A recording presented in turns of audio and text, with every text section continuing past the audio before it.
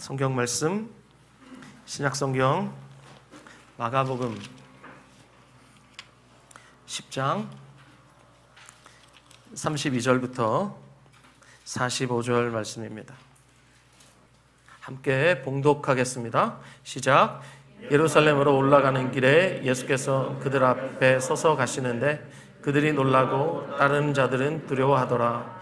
이에 다시 12 제자를 데리시고 자기가 당할 일을 말씀하여 이르시되 보라, 우리가 예루살렘에 올라가노니 인자가 대제사장들과 서기관들에게 넘겨짐에 그들이 죽이기로 결의하고 이방인들에게 넘겨주겠고 그들은 능욕하며 침뱉으며 채찍질하고 죽일 것이나 그는 3일 만에 살아나리라 하시니라. 세베대 아들 야고보와 요한이 주께 나와 여짜오되 선생님이여, 무엇이든지 우리가 구하는 바를 우리에게 하여 주시기를 원하옵나이다. 이르시되 너에게 무엇을 하여 주기를 원하느냐? 여짜오되 주의 영광 중에서 우리를 하나는 주의 우편에 하나는 좌편에 앉게 하여 주옵소서. 예수께서 이르시되 너희는 너희가 구하는 것을 알지 못하는도다. 내가 마시는 잔을 너희가 마실 수 있으며 내가 받는 세례를 너희가 받을 수 있느냐? 그들이 말하되 할 수 있나이다. 예수께서 이르시되 너희는 내가 마시는 잔을 마시며 내가 받는 세례를 받으려니와 내 좌우편에 앉는 것은 내가 줄 것이 아니라 누구를 위하여 준비되었든지 그들이 얻을 것이니라. 10 제자가 듣고 야고보와 요한에 대하여 화를 내거늘 예수께서 불러다가 이르시되 이방인의 집권자들이 그들을 임의로 주관하고 그 고관들이 그들에게 권세를 부리는 줄을 너희가 알거니와 너희 중에는 그렇지 않을지니 너희 중에 누구든지 크고자 하는 자는 너희를 섬기는 자가 되고 너희 중에 누구든지 으뜸이 되고자 하는 자는 모든 사람의 종이 되어야 하리라. 인자가 온 것은 섬김을 받으려 함이 아니라 도리어 섬기려 하고 자기 목숨을 많은 사람의 대속물로 주려 함이니라. 아멘. 아멘. 저는 오늘 여러분과 방금 봉독한 마가복음 10장 32절부터 45절 말씀을 중심으로 마가복음 46번째 메시지, 너희 중에는 그렇지 않을지니, 너희 중에는 그렇지 않을지니, 이와 같은 제목으로 하나님의 은혜의 복음 증거하도록 하겠습니다. 최근 우리나라는 국가적으로 아주 중요한 대사를 치렀습니다. 바로 지난 3월에 치러진 20대 대통령 선거와 지난주에 치른 제8회 전국 동시 지방선거입니다. 선거 때가 되면 정당은 후보들을 내세우고 총성 없는 전쟁에 돌입합니다. 한 표라도 더 얻기 위해 정치 생명을 걸고 끝장 승부를 펼칩니다. 그 결과 이긴 쪽은 권력을 얻습니다. 권력을 얻는 것, 제가 학창시절에 배운 바에 따르면 정당이 존재하는 목적이 바로 이것입니다. 정당은 정권을 획득하기 위해 존재합니다. 문제는 권력을 손에 쥔 정당이나 권력자가 그 권력을 사유화하는 데 있습니다.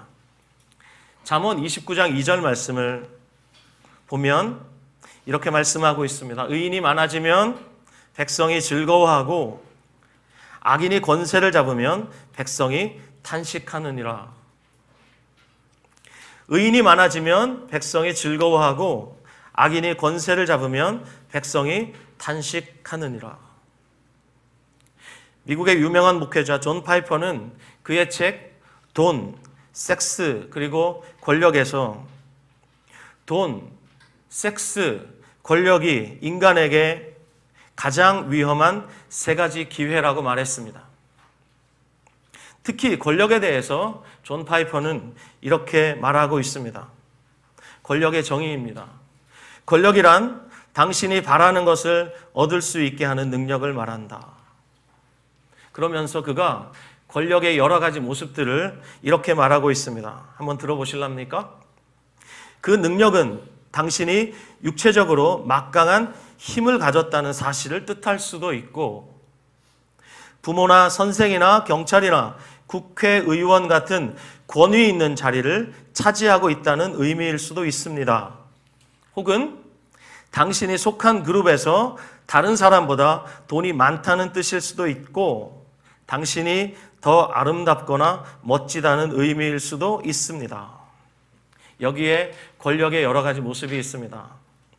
육체적인 힘, 권위 있는 자리, 돈이 많다는 것, 남들보다 더 아름답거나 멋지다는 것. 이것이 권력의 여러 가지 모습입니다. 예나 지금이나 사람들이 추구하는 것이 바로 이런 것들입니다. 예를 들어서 육체적인 힘을 가진 사람은 주먹으로 짱을 먹을 수가 있습니다. 국회의원과 같은 권위는 권력의 대명사로 통하죠. 또 물질 만능 시대인 지금은 많은 부를 소유하고 있다는 것은 큰 권력입니다. 심지어 남들보다 더 매력적이거나 아름답다는 것은 외모 지향주의 시대의 큰 권력입니다. 이쁜 게 권력이에요. 그렇다면 왜 사람들은 권력을 얻으려고 할까요? 존 파이퍼의 말을 빌려서 제가 여러분에게 답해 드리겠습니다. 왜 권력을 추구할까? 자기가 바라는 것을 얻을 수 있는 능력이 바로 권력이기 때문입니다. 따라서 권력을 손에 쥐면 그 마음에 원하는 것을 얻을 수 있다고 믿기 때문에 동서고금을 막론하고 사람들은 권력 지향적입니다. 그래서 저는 이 아침에 여러분에게 권력 지향적인 인간 안에는 그 누구도 예외 없이 타락한 아담이 살고 있다고 말씀드리고 싶습니다. 처음 사람 아담이 선악과 열매를 먹은 이유 우리는 잘 알고 있습니다. 그 이유는 바로 아담 그가 하나님과 같이 되려고 했기 때문입니다. 아담이 하나님과 같이 되려고 했다는 그것 무슨 뜻입니까? 하나님의 왕좌에 자기가 앉으려 했다는 겁니다. 따라서 타락한 아담에게서 태어난 모든 사람은 권력 지향적일 수밖에 없습니다. 이런 말이 있죠. 남자는 둘만 있어도 서열이 생기고 셋만 있어도 정치가 시작된다. 남자들 모이면 그렇습니다. 너 몇 살이야? 이렇게 물어봐요. 너 몇 학번이야? 이렇게 물어봅니다. 우리 다음 세대 아이들 중에도 이런 현상이 벌어집니다. 우리 여기 하임이가 지금 앉아있는데 하임이가 미나한테 미나 그러면 미나가 대뜸 이렇게 말합니다. 내가 너보다 형이야. 이렇게 말합니다. 형이라고 불러. 이렇게 말하거든요. 남자는 둘만 있어도 서열을 매깁니다. 이게 남자들의 권력 지향적인 속성이에요. 그리고 셋만 있어도 정치가 시작됩니다. 이 정치라는 말 어려운 말이 아니라 짱 먹고 싶어 한다는 겁니다. 이 남성들의 지배 욕구, 즉 권력 지향적인 속성을 가리키는 이런 말들을 통해서 우리가 얼마나 권력 지향적인지 우리는 알고 있습니다. 오늘의 본문에서도 우리는 예수님의 제자들의 모습에서 이런 권력 지향적인 모습을 보게 됩니다. 오늘 본문 우리가 함께 읽은 32절, 33절, 34절을 보면 예수님께서 또다시 자기가 당할 일을 말씀하고 계십니다.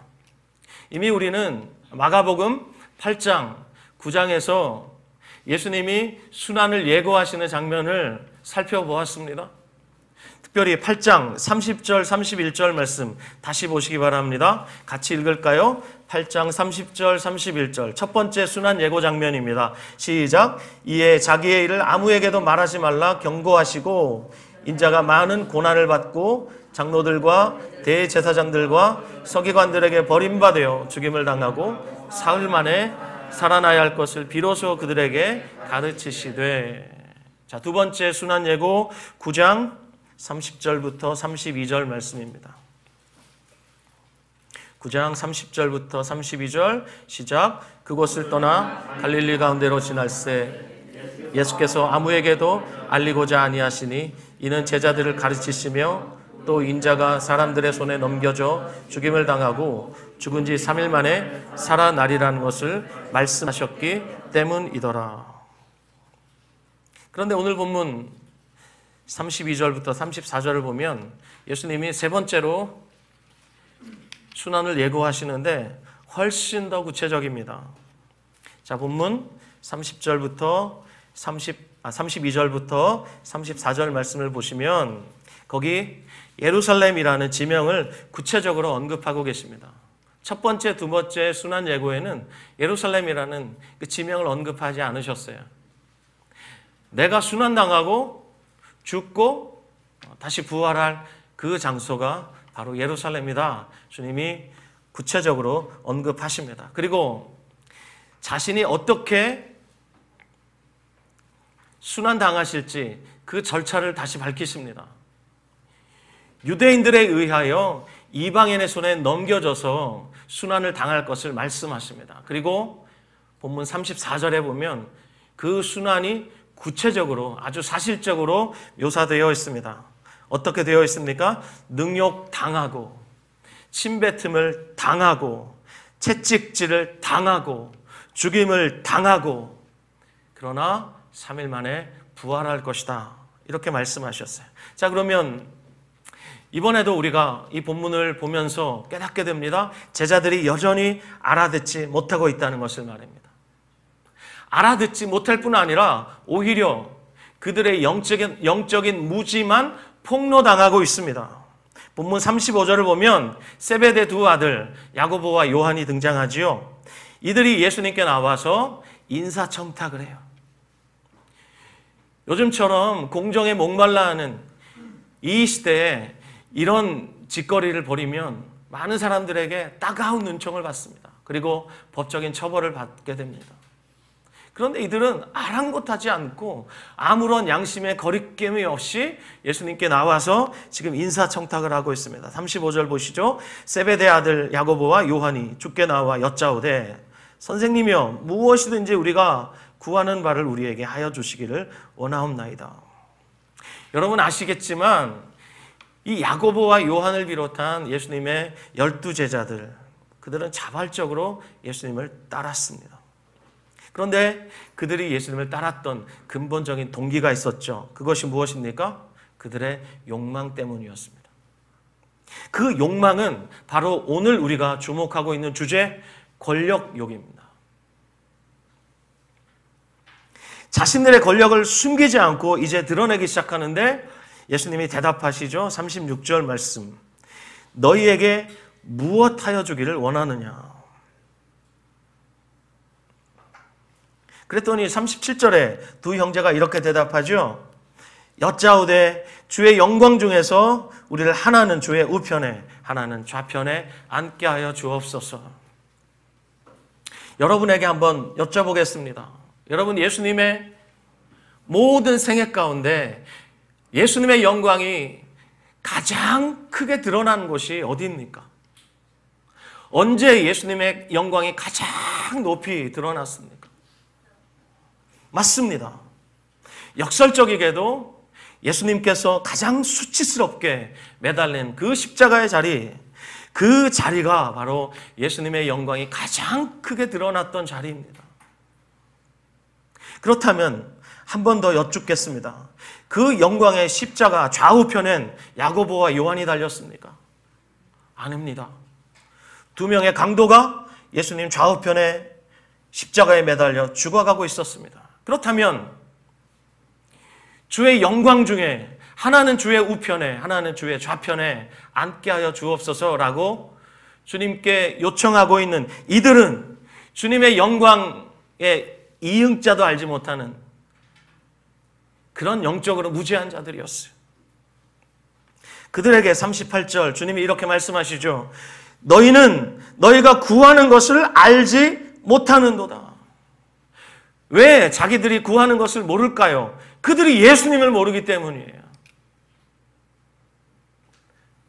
예수님을 모르면 예수님 앞에서 엉뚱한 것을 구하게 된단 말입니다. 제자들이 예수님께 기대했던 그 메시아는 힘으로 정복하고 다스리는 왕이었습니다. 그러나 예수님은 지금 제자들 앞에서 왕으로 군림하는 메시아가 아니라 종으로 섬기고 그 섬김의 끝자리에서 십자가의 제물로 죽으시는 메시아였어요. 여러분, 예수님 당시 이 제자들을 비롯한 많은 유대인들이 세상 끝에는 하나님의 나라가 임한다고 믿고 있었습니다. 그리고 그 세상 끝에는 하나님의 대리자인 메시아가 나타나서 하나님을 대신하여 세상을 심판한다고 믿었습니다. 그래서 악인을 심판하고 의인의 원한을 풀어준다고 그렇게 믿고 있었습니다. 그리고 그들이 그토록 고대하고 있었던 메시아가 나타났어요. 그래서 모든 것을 다 걸고 예수를 따라 나선 것이죠. 그런데 어느 순간부터 예수님이 느닷없이 죽음에 대해서 이야기하기 시작하셨습니다. 여러분, 마가복음에 기록된 것만 3번입니다. 이 3번이란 말은 헬라식 어법으로 말할 때 계속을 뜻하는 거예요. 반복을 뜻하는 거예요. 마가복음 8장에 한 번, 9장에 한 번, 10장에 한 번 이렇게 예수님이 순환을 예고하시는 장면을 우리가 볼 수 있지만 이건 딱 3번만 하셨다는 것이 아니라 제자들에게 계속 말씀하셨다는 거예요. 이게 헬라 사람들이 이해하고 있는 3번이라는 말의 뜻이에요. 반복적으로 계속 얘기하셨지만 제자들은 이해하지 못했습니다. 왜냐하면 그들이 기대하고 있었던 메시아는 죽어서는 안 되는 존재예요. 그런데 여러분, 하나님 나라의 왕으로 오신 예수님께서 그 나라를 세우시는 방법이 무엇입니까? 이 제자들이 기대하는 방법입니까? 아닙니다. 예수님께서 하나님 나라를 세우시는 방법은 역설적이게도 승리가 아닌 패배를 통한 방법이었습니다. 십자가의 죽음을 통해서 예수님은 하나님의 나라를 세우셨습니다. 우리가 잘 아는 히브리서 2장 14절 15절 말씀, 자녀들은 혈과 육에 속하였음에 그것 또한 같은 모양으로 혈과 육을 함께 지니심은, 그분이 성육신 하심은 이런 뜻입니다. 왜 우리와 똑같은 육체를 입으시고 오셨을까요? 그 다음 구절이 말합니다. 히브리서 2장 15절입니다. 죽음을 통하여 죽음의 세력을 잡은 자 곧 마귀를 멸하시며 또 죽기를 무서워함으로 한평생 매여 종노릇하는 모든 자들을 놓아주려 하심이니. 자, 여기에 죽음을 통하여 죽음의 세력을 잡은 자 마귀를 멸하시는 것, 이와 같은 역설적인 방법으로 사단의 나라가 괴멸당했습니다. 사단이 로마의 정치 권력과 유대의 종교 권력을 동원하여 하나님의 아들 예수를 죽였는데 놀랍게도 그것이 그의 머리가 깨지는, 그의 나라가 괴멸당하는 참극으로 끝나고 말았다는 것입니다. 결정적으로 예수님은 죽으셨지만 그것이 끝이 아니라 죽음을 이기시고 부활하심으로써 죽음의 권력을 잡은 자 마귀를 멸하시고 영원히 승리하셨습니다. 그런데 오늘 본문을 보면 예수님을 따르는 이 12제자, 그들은 예수님이 죽으신다는 것에 대해서 하등의 관심이 없습니다. 오직 그들은 승리와 영광에만 도취되어 있을 뿐입니다. 그래서 알지 못하는 것을 구하고 또 알지 못하는 그들에게 예수님 질문하시죠. 38절 하반절에 보시면 예수님 이렇게 물어보십니다. 내가 마시는 잔을 너희가 마실 수 있으며 내가 받는 세례를 너희가 받을 수 있느냐? 자, 여기서 잔과 세례는 심판과 죽음을 가리킵니다. 십자가에서 저와 여러분을 대신하여 하나님께 심판받으시고 죽으시는 것, 그것을 가리키는 것이 바로 잔과 세례입니다. 그들이 주의 영광에 함께 거하길 원한다면, 주의 영광을 함께 누리길 원한다면 이들이 지금 어디로 가야 합니까? 예수님이 죽으시는 그 자리로 함께 가서 예수님과 함께 죽어야 됩니다. 십자가의 좌우편에 두 강도가 달릴 것이 아니라 야고보와 요한이 함께 달려야 하는 거예요. 그런데 그들은 그렇게 하고 싶지 않았습니다. 대신에 호기롭게 이렇게 대답하죠. 39절 말씀. 그들이 말하되 할 수 있나이다. 예수께서 이르시되 너희는 내가 마시는 잔을 마시며 내가 받는 세례를 받으려니와 내 좌우편에 앉는 것은 내가 줄 것이 아니라 누구를 위하여 준비되었든지 그들이 얻을 것이니라. 여러분 앞을 보십시오. 이 제자들의 기대처럼 예수님은 왕으로 등극하실 겁니다. 그러나 제자들이 기대하는 방법과는 다르게 왕으로 등극하실 것입니다. 어떻게 해요? 십자가에서 버림받으심으로 왕이 되실 겁니다. 험하고 거친 나무 십자가, 바로 그곳에서 예수님은 왕으로 등극하실 겁니다. 그리고 지금은 호기롭게 장담하고 있지만 이들은 절대로 예수님을 따를 수 없습니다. 그러나 이들도 후에는 예수님의 본을 받아 예수님이 가셨던 그 길을 가며 예수님이 마셨던 잔을 마시고 예수님이 받으셨던 세례를 받을 것입니다. 우린 12제자가 어떻게 죽었는지 자세히는 모르지만 사도 요한을 제외한 나머지 11제자가 전부 순교했다는 것을 알고 있습니다. 여기에서 지금 인사청탁을 하고 있는 야고보 12제자 중에 최초로 순교합니다. 그렇습니다. 이들도 예수님을 따라 예수님이 마셨던 그 잔을 마시고 예수님이 받으셨던 그 세례를 받을 겁니다. 그러나 지금은 종으로 오신 예수님을 모르고 있습니다. 자, 이렇게 야고보 요한과 예수님의 대화가 진행되자 제자들이 분노하기 시작합니다. 오늘 본문 41절 말씀, 제가 지난번에도 여러분에게 소개했죠? 41절 말씀 같이 한번 읽어보겠습니다. 시작. 10제자가 듣고 야고보와 요한에 대하여, 네, 이 10제자가 인사청탁을 하고 있는 이들의 말을 듣고 화를 냈습니다. 왜 화를 냈죠? 그들 역시 똑같은 욕망을 품고 있었기 때문이에요. 이들 역시 호시탐탐 기회를 노리고 있었는데 야고보와 요한이 짜고 선수를 쳐버렸어요. 그래서 화가 나서 지금 이 제자들이 화를 내고 있는 것입니다. 자, 그렇다면 여러분, 지금 이때는 예수님이 제자들과 함께 3년 혹은 3년 반 동안 이 제자 훈련을 거의 끝낼 쯤입니다. 그런데 이 제자들의 수준이 어떻습니까? 여전히 형편없죠. 그래서 제가 이렇게 여러분에게 말씀을 드리고 싶어요. 예수님에 대한 그들의 잘못된 기대와 편견의 벽이 너무 높고 두터웠다고.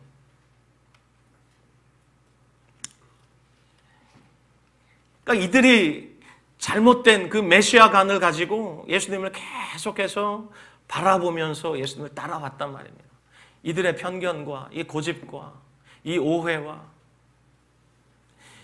이 벽이 얼마나 두텁고 높은지 말로 다 할 수 없습니다. 그래서 이들의 이 벽을 깨려면, 이들의 딱딱한 이 생각의 고정관념을 깨려면 하나님의 특별한 섭리가 아니면 안 되는 것이거든요. 제가 얼마 전에 허리가 너무 아파서 치료를 받으러 갔는데 저를 치료해 주셨던 한 형제님이 제게 들려준 말이 생각이 났어요. 자기 고객 중에 저 아래쪽 먼 지방에서, 저기 전라남도 먼 지방에서 혼자서 2만 평의 땅에 농사를 짓는 분이 들려준 이야기랍니다. 여러분, 혼자서 2만 평의 농사를 짓는 거, 이거 대단한 농사 기술이 아니면 이거 할 수 없는 거예요. 맞죠? 2평도 어려운데 2만 평이라니. 그렇다고 좀 해주세요. 네. 그래야 저도 신나서 설교를 하죠. 그분이 그러더랍니다. 농사 전문가께서 묵은 땅을 좋은 땅으로 기경하려면 갈아엎어야 되는데 그 기간이 얼마나 걸릴 줄 아십니까, 여러분? 여러분 말씀해 보세요. 묵은 땅을 좋은 땅으로 만들려면 땅을 깊이 갈아엎어야 되잖아요. 거름을 주고 깊이 갈아엎어야 되는데 무려 몇 년이 걸리냐? 7년이 걸립니다.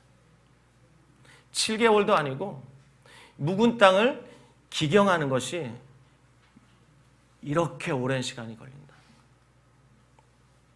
그분이 제 몸을 만지시는 분이기 때문에 몸이 흙으로 만들어졌다고 제게 말해주는 거예요. 제가 목사인데. 그분도 크리스찬입니다.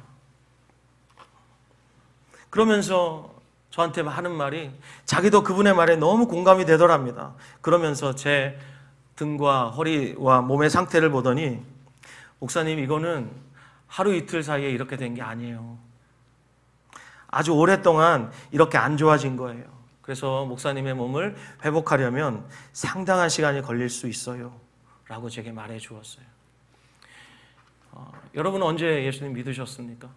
저는 고등학교 1학년 때 예수님 믿었습니다. 그때 기쁨으로 예수님을 영접했지만 예수님을 알았다고 말하기는 너무나 먼지 같은 지식밖에 없었기 때문에 제가 예수님을 알았다고 말할 수 없는 그런 수준입니다. 그때로부터 지금까지 30여 년이나 넘게 예수님을 알아왔지만 아직도 예수님을 깊이 알아가야 할 저입니다. 여러분은 어떻습니까? 여러분도 마찬가지겠죠. 우리가 주님을 깊이 알아간다는 것은 우리 안에 있는 고정관념이 깨져나간다는 겁니다. 우리 안에 있는 선입견들이 깨져나간다는 겁니다. 우리의 고집들이 녹아내린다는 겁니다. 그래야만 우리가 하나님을 더 알아갈 수 있는 것입니다. 예수님의 제자들의 생각과 가치관과 세계관 역시 오랜 시간 동안 형성되어 있었습니다. 그래서 그 편견과 선입견과 고집의 벽은 하루아침에 무너지지 않습니다. 그러면 언제 깨집니까? 언제 다 무너집니까? 예수님께서 죽으시고 부활하시고 40일 동안 제자들과 함께 계시면서 하나님 나라의 일을 말씀하시고 승천하셔서 하나님 보좌 우편에 앉으셔서 왕으로 등극하신 후에 오순절에 성령을 보내셔서 그들 안에 성령이 내주하시고야 비로소 제자들은 그토록 단단한 껍질을 깨고 나오는 거예요. 지금 예수님이 말씀하셔도 제자들은 알아듣는 것이 너무나 둔해요. 그렇지만 나중에 그들이 성령을 받은 이후에 그렇지, 예수님이 그때 말씀하신 게 이런 의미였지라고 그때 성령께서 기억나게 해주시게 하기 위해서 지금 알아듣지 못한 그들에게 힘써서 말씀하시는 거예요. 그 말씀이 이제 42절부터 45절에 나오죠. 먼저 42절 읽어보겠습니다. 시작. 예수께서 불러다가 이르시되 이방인의 집권자들이 그들을 임의로 주관하고 그 고관들이 그들에게 권세를 부리는 줄을 너희가 알거니와. 여러분, 이 42절 말씀이 무슨 뜻입니까? 세상 권력자들의 속성을 말하고 있습니다. 여러분, 세상의 권력을 잡는 이 세상의 권력자들은 그 권력을 어떻게 쓰죠? 자기를 위해 쓰죠. 세상 권력자들은 절대 섬기지 않습니다.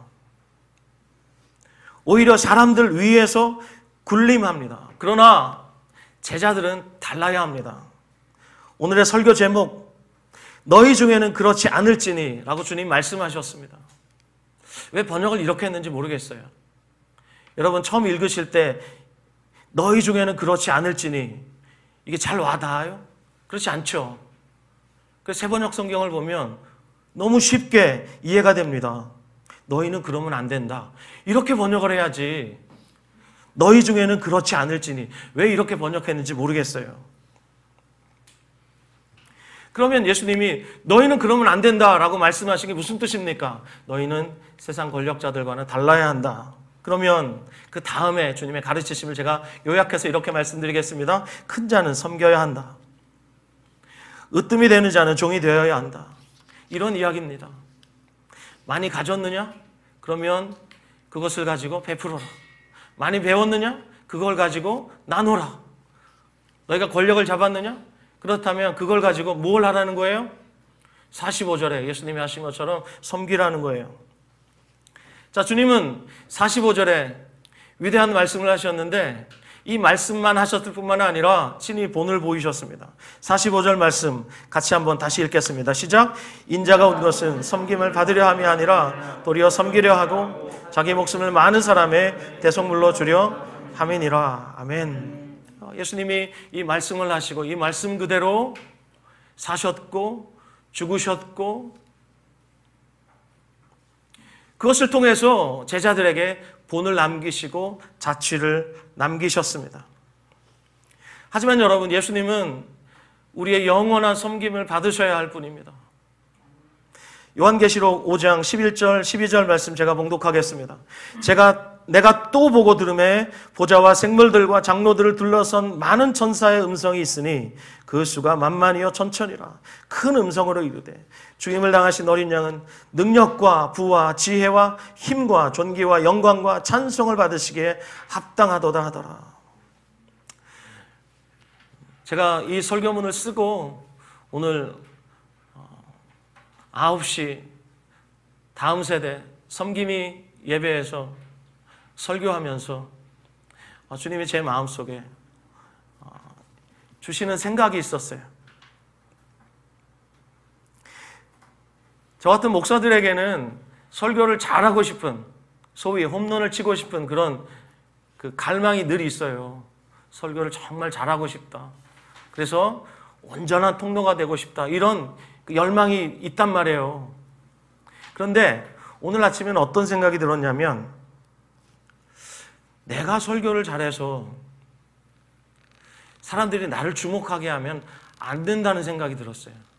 그래서 앞으로 설교를 죽을 쓰겠다는 말은 아니고요. 제 마음의 태도를 다시 한번 다잡게 되었어요. 많은 분들이 유튜브에서 강의를 해요. 유튜브 여러분 들어가 보시면 명강의들이요 차고 넘쳐요. 수많은 설교자들이 주옥 같은 설교들을 해요. 저도 그런 설교를 들으면서 은혜를 받습니다. 정말 좋은 설교자들이 너무 많아요. 그리고 위대한 정치 지도자들이 있어요. 그런데 그 누구라도 여기 만만이요 천천이나 되는 이 천사들이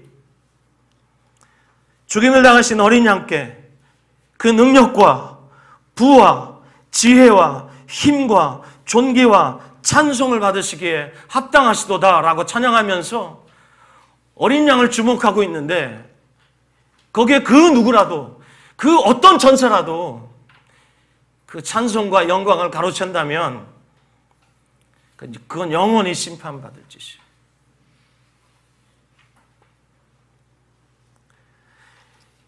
예수님이 우리의 모든 찬송과 영광과 존귀와 지혜와 힘과 부귀와 모든 것을 다 받으셔야 할 분입니다. 그러나 예수님은 오히려 자기를 낮추셨습니다. 그리고 자신의 목숨을 많은 사람의 대속물로 내어주셨습니다. 몇 년 전 한 지인이 출산을 했다고 해서 병원에 신방을 간 적이 있습니다. 코로나가 터지기 훨씬 이전입니다. 지금은 그 자매님이 사모님이 되셨는데, 우리가 신방을 갔을 때 자기 친정 어머니가 들려주신 말이라면서 저희 부부에게 들려주었습니다. 아직도 그 말이 제 마음속에 남아 있습니다. 그 친정 엄마가 딸을 낳은 그 자기 딸에게 뭐라고 말했냐면, 결혼은 네가 죽는 것이고 출산은 네가 없어지는 거야, 이렇게 말했대요. 너무 매정하죠. 결혼은 네가 죽는 거고 출산은 네가 없어지는 거야. 매정하게 들릴 수 있지만 그게 사실이에요. 여러분, 여성들이 아이를 낳을 때 보십시오. 거의 죽습니다. 자기 목숨을 걸고 아이를 출산을 해요. 우리 교회에도 여러 자매님들이 출산을 했는데,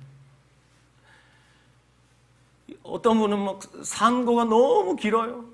그래서 24시간 동안 진통을 하고 결국은 안 돼가지고 제왕절개로 아이를 낳고 그러면 초죽음이 되어 있어요. 그렇게 목숨을 걸고 자녀를 낳아요. 결혼은 네가 죽는 거고 출산은 네가 없어지는 거야. 맞아요. 자기가 없어져도 될 만큼 힘을 다해서 사랑으로 자녀를 낳아요. 그러면 자녀를 낳고 그게 땡이냐? 그렇지 않습니다. 그때부터 이 자녀가 성인이 될 때까지 약 20년 동안 요즘 하는 말로 이 부모들이 자신을 갈아 넣어요. 그렇게 해서 자녀들을 키워내요. 우리 중에 그 사랑 안 받은 분 있습니까? 아무도 없어요. 여러분도 다 마찬가지겠지만 저는 엄마 얘기만 나오면 이렇게 눈물이 나요. 그럴 수밖에 없어요.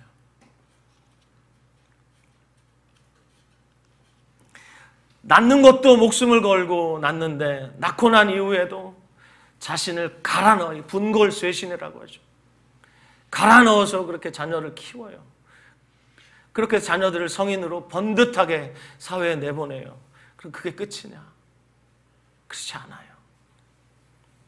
지난주에 한 여자 선교사님을 만났는데 그분은 딸이 셋이에요. 첫째 딸은 선교사로 바쳤고 둘째 딸은 지금 시집가서 애 낳고 살고 있고 셋째 딸이 또 애 낳고 잘 살고 있어요. 그분이 저한테 그러시는 거예요. 목사님, 죽을 때까지 안 끝나. 저한테 그러는 거예요.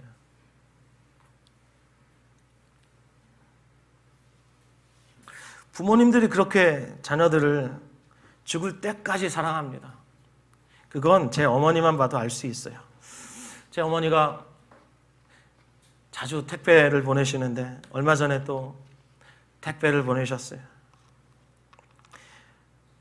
박스에다가 여러 가지 집어넣고 거기다가 그날 담근 부추김치 그걸 플라스틱 박스에다가 넣어가지고 택배로 보내셨는데 이 운송하는 과정에서 이분들이 막 던지잖아요. 급하니까. 초능을 다퉈야 되니까 막 던진단 말입니다. 그래서 저희 집에 도착했는데 제가 열어보니까 벌써 감 잡았죠? 플라스틱 통이 다 깨졌어요. 감사해요. 여러분 이렇게 반응해 주시니까 너무 안타까워해 주시고 보니까 어머니가 버무리신 그 양념이 다 샜어요. 다 새가지고 그 박스에 양념이 바닥에 흥건히 고여 있어요. 거기에 마늘 또 말린 야채 이런 것들이 있는데 거기에다 다 스며들고 엉망이 된 거예요. 제가 그 깨진 플라스틱 박스를 보면서 무슨 생각을 했겠습니까? 택배 박스를 보내실 때마다 제 어머니가 전화하세요. 좋은 거 다 넣었대 이러시거든요. 좋은 거 거기다 다 넣었어요. 아들 먹으라고 며느리 먹으라고 손자 먹으라고 거기에 다 넣었어요. 그러면서 이번에 그랬어요. 내가 기운이 없어가지고 김치를 담그긴 담갔는데 이 부추김치를 자를 힘이 없어서 그냥 통으로 넣었다는 거예요. 그러니까 먹을 때 잘라서 먹으라는 거예요. 그리고 마늘을 까다가 이 손톱 밑이 다 갈라져 있거든요. 저희 어머니. 까다가 더 이상 깔 수가 없어가지고 깐 만큼만 보냈는데 그것도 어떤 거는 잘 안 까진 그런 마늘 다 써서 보내셨어요.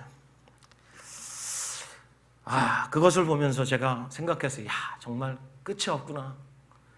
돌아가실 때까지 끝이 없겠구나. 제가 그러죠. 어머니 이제 그만 주셔도 돼요.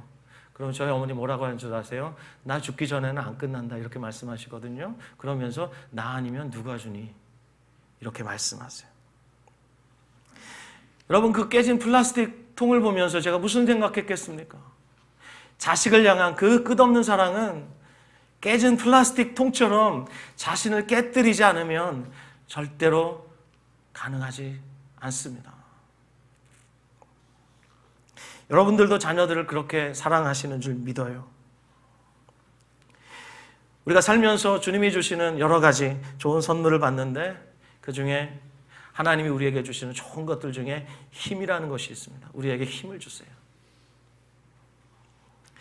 권위를 주시죠. 또 비슷한 말 같지만 권력을 주십니다. 왜 주십니까? 군림하라고 주신 겁니까? 아닙니다. 오늘 설교 제목, 너희는 그렇지 않을지.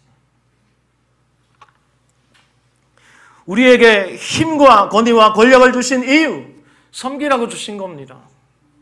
섬길 때 그래서 권력은 사랑이 됩니다. 그래서 이 시간 이 설교를 정리하면서 여러분에게 마지막으로 이 한 줄 말씀드리고 싶습니다. 가장 큰 힘과 권력은 섬김입니다. 우리 함께 기도하도록 하겠습니다. 여러분, 예수님의 그 순환과 십자가의 죽음, 그것을 우리가 깊이 생각해야 합니다. 예수를 깊이 생각하라, 주님 말씀하셨어요. 여러분 아십니까? 예수님이 낮아지심으로 우리가 높아졌다는 사실을, 예수님이 버림받으심으로 우리가 하나님께 받아들여졌다는 사실을, 그리고 우리가 예수님이 깨지심으로 우리가 온전케 되었다는 사실을 여러분 아십니까? 그러면서 우리에게 말씀하신 겁니다. 자신의 죽음을 앞두시고 전심으로 하신 말씀입니다. 내가 섬기는 자로 온 것처럼 너희도 그렇게 해야 한다. 너희는 절대로 세상 권력자들처럼 그렇게 권력을 놓고 다투면 안 된다. 너희는 서로 섬기는 자가 되어야 한다. 여러분, 이 시간 우리 함께 결단합시다. 하나님, 제게 주시는 그 힘, 권력, 그 권위, 그 어떤 소유라도 그걸 가지고 제가 섬기는 자리로 나아가겠습니다. 우리가 알아듣지 못하니까 우리의 생모를 통해서, 우리 육신의 부모님을 통해서 섬김이라는 건 이런 거야 라고 우리에게 가르쳐 주신 거예요. 여기 한 분도 예외 없이 그 섬김 받으시고 이 자리에 계십니다. 이 시간 그 어머니를 생각하면서 그 어머니께 고마워서 울 수도 있겠습니다. 그리고 나를 위해 희생하신 그 어머니가 불쌍해서 우실 수도 있겠습니다. 하지만 여러분, 그것이 아니라 그런 섬김을 받아놓고도 섬김의 자리로 가기 싫어하는 우리의 모습이 혹 있다면 우리 가슴을 찢고 우리의 마음을 때리면서 하나님 앞에 우리 기도합시다. 주님, 정말 내가 왜 이렇게 마음이 딱딱한지요? 주님, 섬김의 자리로 왜 이렇게 가기 싫은지요? 목사인 저도 별 수 없습니다. 하나님의 은혜가 아니면, 이런 깨달음이 아니면 저도 별 수 없습니다. 그러므로 우리 모두 함께 이 시간 주님 앞에 기도하며 우리 결심하십시다. 함께 주님 앞에 나아가 기도하겠습니다.